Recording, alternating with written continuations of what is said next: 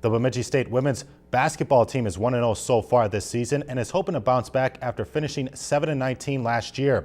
The Beavers battled several injuries last season, but they're hoping to stay healthy this year and have a chance to compete for the playoffs.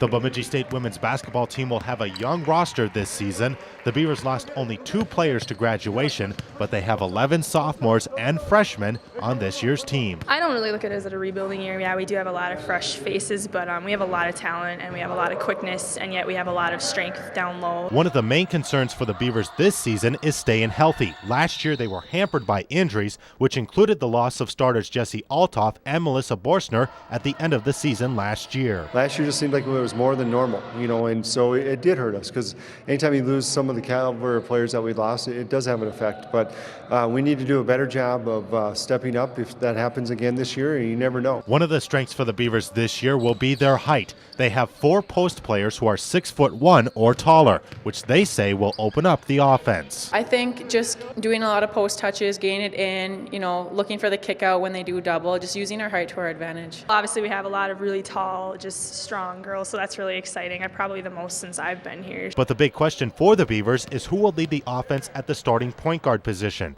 One of the players battling for that spot is freshman and Grand Rapids native Jessie Korick. As a coach, I'd like for someone to kind of take the position and run with it. It's kind of like a quarterback position. You don't want to have 3 quarterbacks and keep playing them. You want someone to kind of step up, and that's what we're working on right now. It's been big, but we all work together, and we push each other at practice, and we try to get better each time. So it helps us all out. The Beavers were picked 13th in this year's NSIC preseason poll, but they're hoping their young roster can prove the polls wrong.